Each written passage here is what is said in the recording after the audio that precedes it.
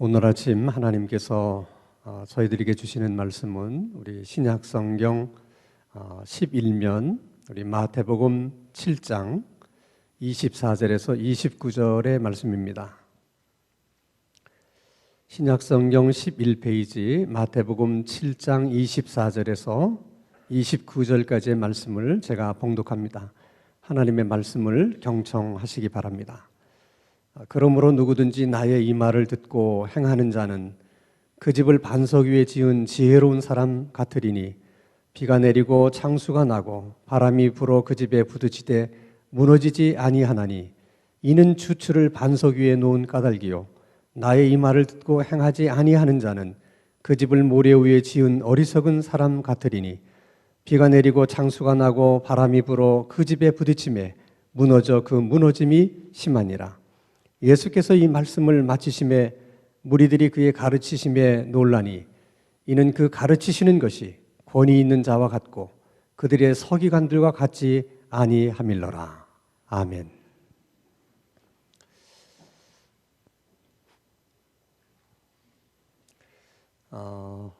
우리들이 이런 생각도 하고 또 저런 생각도 하고 이제 많은 생각들을 하게 되는데 어쨌든 우리의 생각은 말로 표현이 되든지 글로 표현이 되든지 표현이 되어야만 무슨 생각인지를 알 수가 있습니다. 그래서 말로 표현을 하든 글로 표현을 하든 중요한 것은 내가 무엇을 말하려고 하는지 말하려고 하는 내용입니다. 그 내용이 분명해야 되는 것이죠. 그리고 대부분 내가 말하고자 하는 그 내용의 핵심은 항상 결론 부분에 있습니다. 그래서 사람은 말을 시작을 하면 결론을 맺을 줄 알아야 돼요. 또 글을 쓰더라도 반드시 결론을 맺을 줄 알아야 됩니다. 왜 이처럼 결론이라고 하는 것이 중요한가? 자, 예를 들어서 여러분 처음 시작에는 뭘 합시다 이렇게 의견이 나누어지고 정말 뭔가를 할 것처럼 얘기가 진행되었는데 마지막 결론에 가서는 하지 맙시다 이렇게 결론이 나는 경우가 있잖아요. 또 어떤 경우는 하지 맙시다. 그거 해서는 뭐 합니까? 그래서 마치 하지 않을 것처럼 얘기가 진행되다가 결론에 와서 우리 한번 해봅시다. 또 이렇게 결론이 나는 경우도 있지 않습니까? 그렇기 때문에 말을 들을 때는 이 결론이 중요한 거죠. 그래서 우리들끼리도 누가 말을 많이 하면 마음속에 무슨 생각이 듭니까? 얘기하시려고 하는 결론이 무엇입니까? 우리는 그걸 알고 싶잖아요.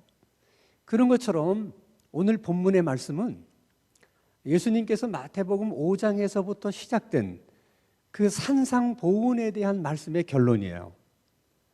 예수님의 입장에서 말하면 이런 거죠.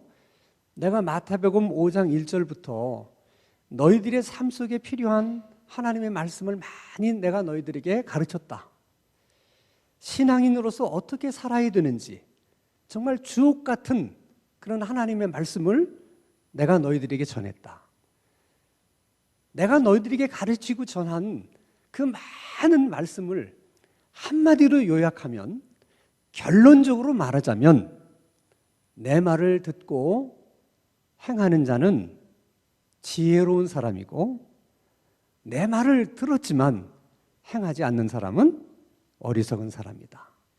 왜냐하면 내 말을 듣고 행하는 자는 반석 위에 집을 세운 자 같아서 비바람이 불고 홍수가 날 때 끄떡없는 집이 될 수 있지만은 내 말을 듣고 행하지 않는 사람들은 모래 위에 집을 세운 자 같아서 큰 바람이 불고 홍수가 나면 다 무너져 버리기 때문이다.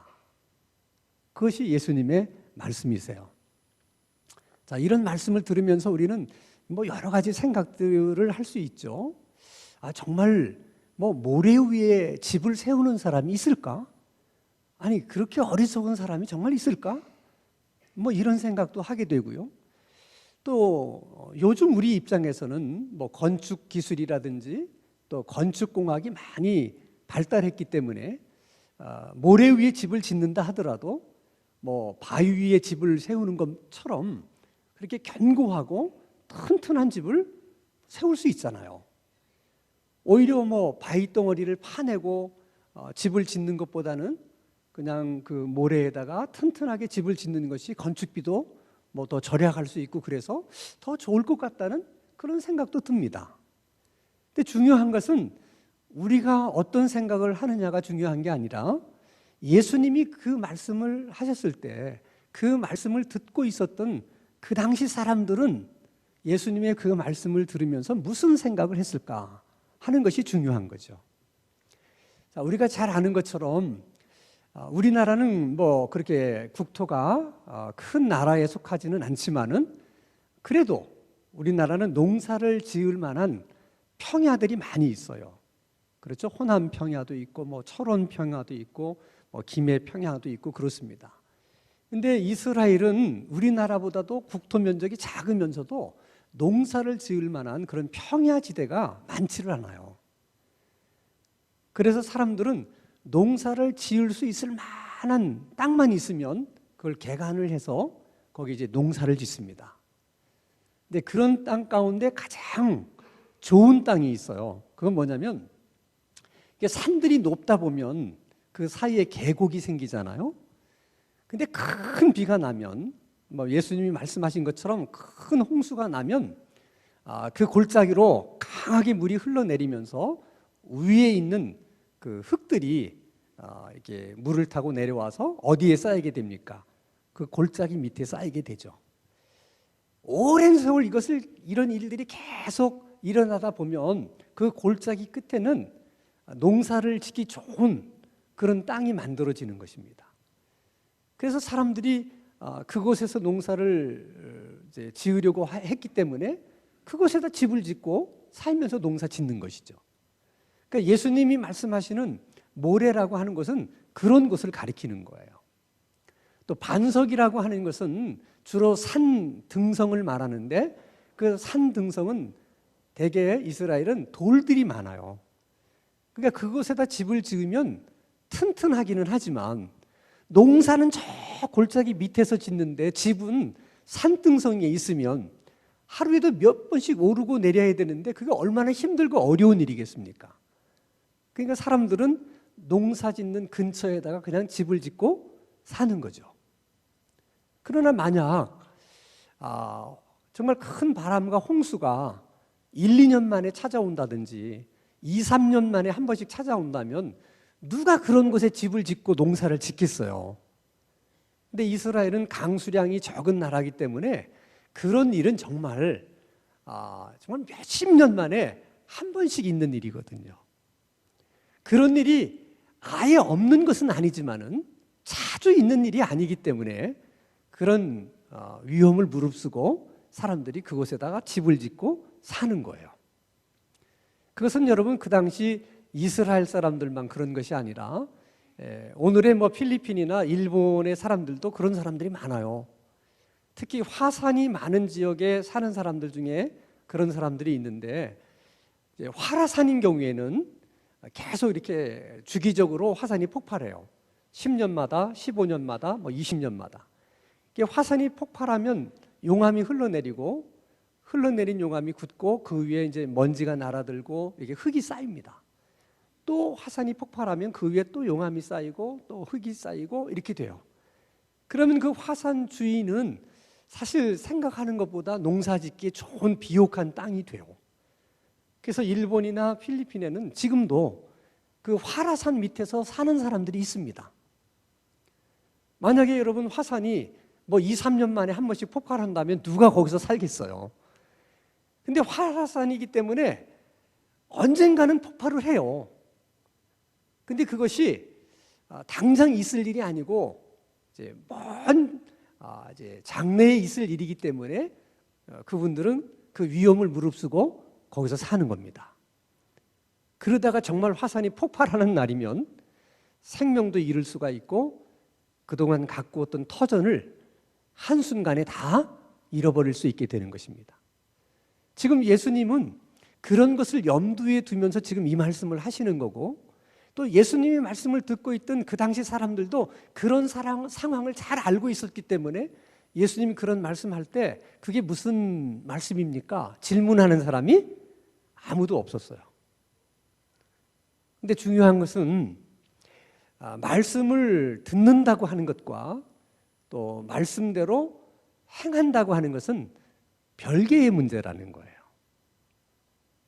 그래서 오늘 마태복음 7장 28절 29절을 보면 이런 말씀이 있습니다. 한번 같이 읽겠습니다. 시작. 예수께서 이 말씀을 마치심에 무리들이 그의 가르치심에 놀라니 이는 그 가르치시는 것이 권위 있는 자와 같고 그들이 서기관들과 같이 아니함일러라. 그들은 마태복음 5장 1절부터 시작된 예수님의 말씀을 들으면서 계속 감탄을 했어요. 놀랐다고 그러잖아요. 그 말의 의미가 무엇입니까? 아니 어떻게 하나님의 말씀을 이렇게 은혜스럽게 말씀하실 수가 있을까? 우리는 지금까지 이렇게 은혜롭게 전하는 하나님의 말씀을 들어본 적이 있다 없다? 없다는 거예요. 우리식으로 얘기하면 은혜를 충만히 받은 거예요. 언제 우리가 이 귀한 말씀을 또 들을 수 있을까? 그 정도로 그들이 다 감동을 받은 거야. 근데 주님이 그들의 눈빛을 보니까 은혜 받은 것은 사실이고 또 말씀에 지금 감동하는 것도 사실인데 근데 그대로 행할 사람들은 많지 않아 보이셨던 것 같아요. 그래서 하시는 말씀입니다. 얘들아, 이왕 집을 짓는다면 좀 힘들고 어려워도 반석 위에 집을 지어야지 좀 편하다고, 응? 좀 쉽게 집을 짓겠다고 모래 위에 집을 지으면 되겠느냐. 그러다가 정말 비바람이 불고 홍수가 나면 어떻게 되겠느냐. 그러니 좀 힘들고 어려워도 어디에다 집을 지으라? 반석에다 집을 지으라는 거예요. 그게 곧 여러분 우리들의 신앙생활을 말씀하시는 거예요. 자, 우리가 뭐 어차피 우리가 다 예수를 믿는 거잖아요. 우리가 뭐 교회를 다니다가 안 다닐 것도 아니고 어차피 우리가 평생 교회 다닐 사람들이고 평생 예수 믿을 사람이라면 우리의 신앙의 집을 반석 위에 세워야지. 이왕 예수 믿을 건데 그냥 설렁설렁 교회 다니고 그냥 설렁설렁 예수를 믿어서 되겠냐. 그 말씀 하시는 거죠. 예수님의 말씀에 틀린 말이 없어요. 여러분 만약 한번 우리들의 입장에서 생각해 보십시다. 나 평생 예수 믿었어요. 평생 교회 다녔어요. 근데 나중에 가보니까 천국에 못 들어가게 됐어. 또 어떻게 보니까 겨우 천국에는 들어가게 됐는데 가보니까 나를 위해서 준비된 상급은 하나도 없는 거야. 그러면 그동안 그 신앙생활이 얼마나 부끄럽겠습니까? 이왕 신앙생활하는 거 신앙생활 끝에 그냥 천국을 단번에 확 들어가 보니 나를 위해서 예비된 상급이 이때만큼 쌓여 있다. 아멘 좀 해보세요. 그래야 여러분 뭐 예수 믿는 맛이 있는 거 아니겠어요? 근데 그게 쉬운 일이다 어려운 일이다? 어려운 일이에요. 그게 참 이해가 안 되죠. 예수님의 말씀을 들으면 구구절절이 다 맞는 말씀인데 왜 그대로 하는 것은 그처럼 어려울까? 그러니까 듣는 것과 행하는 것이 다르고요. 은혜 받는 것과 실천하는 것은 다른 거예요. 요즘도 여러분 예비군 훈련이 있지만은 제가 군에 다녀왔을 때는 예비군 훈련이 굉장히 좀 강하게 했어요. 그래서 예비군 훈련을 가면 반드시 정신교육이라고 하는 걸 해요. 큰 강당에다가 모아놓고 강사들을 모시고 우리 삶에 필요한 여러 가지 강의를 합니다. 한 번은 금연 강사가 왔어요. 금연. 이분이 담배라고 하는 것이 얼마나 우리 몸에 해로운가. 반드시 금연을 해야 된다. 이거를 얼마나 설득력 있게 전달을 하는지 PPT도 보여주면서 얘기를 하는데 강의 듣는 내내 숨소리도 잘 들리지 않을 만큼 몰입을 했어요. 그만큼 강의를 잘한 거예요. 자, 강의가 끝나고 10분간 휴식하니까 이제 사람들이 다 바깥으로 나왔어요. 다 한마디씩 합니다. 야, 그 사람 말 잘하대. 나 여태까지 그렇게 강의를 잘하는 사람을 내가 들어본 적이 없어. 아, 정말 잘해. 근데 이상하게 몸에서 땡기네. 그러면서 담배를 딱 하나 피는 거예요. 그래 여러분, 아는 거하고 이게 다른 거예요. 참 다른 거예요. 왜 그렇게 힘드냐? 대개 우리가 은혜 받은 말씀이라고 하는 것은 대개 내 생각과 다른 말씀들이에요. 그러니까 내 생각을 바꿔야 되는 그 말씀이 다 내게는 은혜가 되는 거예요. 그러니까 하나님께서 내 생각을 바꾸어 주시려고 나에게 은혜를 주시는 거야. 그래서 은혜는 받았는데 참 그 말씀이 옳아요. 정말 그렇게 해야 되는데 지금까지 이게 습관이 된 내 생각을 바꾸는 것이 그게 어렵다는 거야. 참 어려워요, 사실. 예를 들면 여러분, 아주 몇 년 전에 어떤 분이 이제 호주에서 오래 있다가 오시면서 그 호주 사람들이 잘 입는 남성 와이셔츠를 하나 선물을 저에게 줬어요. 이 호주에서도 인기 있는 와이셔츠라는 거예요. 그러면서 참 이게 그 재질이 좋다는 거야.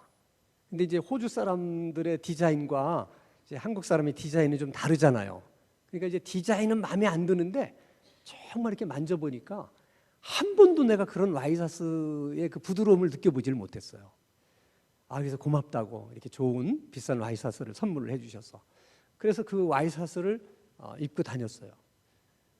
근데 뭐 별로 좋다는 느낌이 안 드는 거야.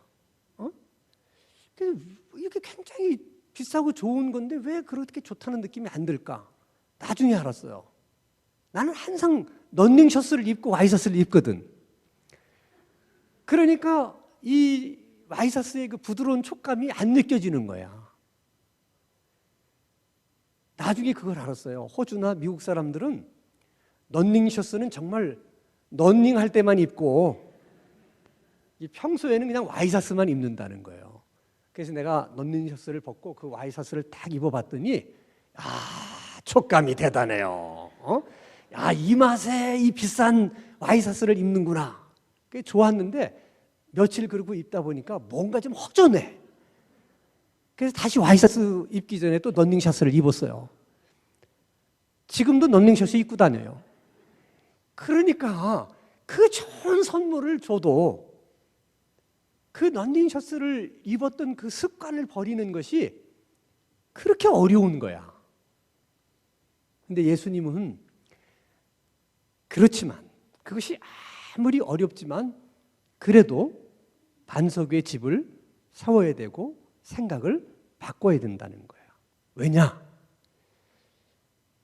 예수님이 말씀하신 것처럼 비바람도 없고 홍수가 없으면 별 문제가 없는데 예수님이 말씀하시는 거예요.